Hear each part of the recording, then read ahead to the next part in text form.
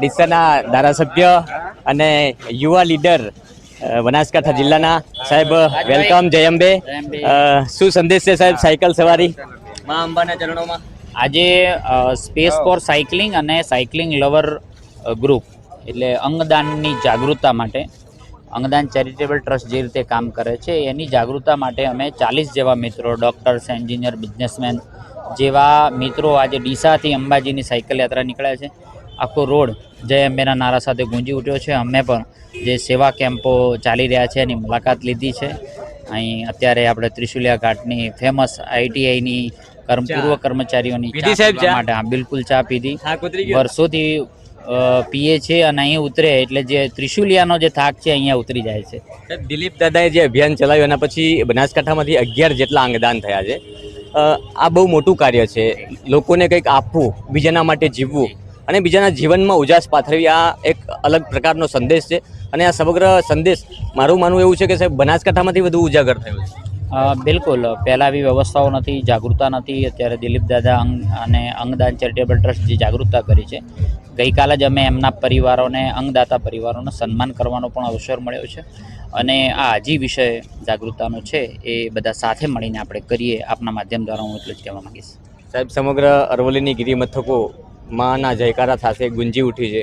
લાખો શ્રદ્ધાળુઓ જ્યારે આખા ભારતમાંથી અહીંયા પહોંચતા હોય અને આ આપણા બનાસકાંઠાની આસ્થા છે સાહેબ. માનું હૃદય અહીંયા છે.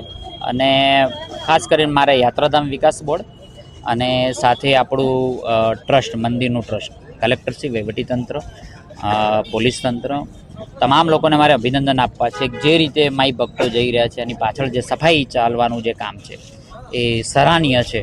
હું રાજ્ય સરકારને, નરેન્દ્રભાઈના વિઝનને અને ભૂપેન્દ્રભાઈની સરકારને અભિનંદન આપું છું. સાહેબ, આ વખતે સરકાર દ્વારા અને યાત્રાધામ વિકાસ બોર્ડ દ્વારા જે રીતના આપે અભિનંદન પાઠવ્યા એવી જ કામગીરી છે.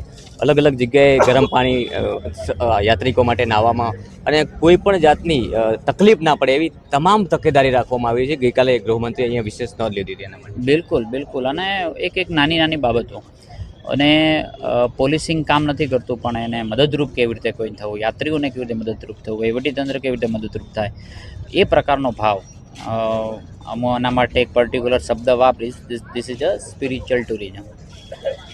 Thank you. સાહેબ, એક મહત્વની વાત છે કે બનાસકાંઠામાંથી આધ્યાત્મિક ઉજાગર થઈ રહ્યું છે.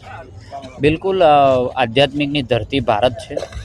ગુજરાતનો ઈશાન ખૂણો એટલે મા અંબાનું ધામ છે. જેમ ભારતનો ઈશાન ખૂણો જે શક્તિ જ્યાંથી આવે છે એ વૈષ્ણોદેવી છે, અને ગુજરાતનો ઈશાન ખૂણો એ આપણું અંબાજી ધામ છે. સાહેબ, આપણે બનાસકાંઠા વાસી છીએ. મેં ઘણી બધી જગ્યાએ આજે સાંભળ્યું છે કે બનાસકાંઠા છે એ ગુજરાતનું ધબકતું હૃદય છે. બિલકુલ. માનો હૃદય જ્યાં હોય તો એ બનાસકાંઠા ધબકતું જ હોય ને. બોલો અંબે માતા કી જય.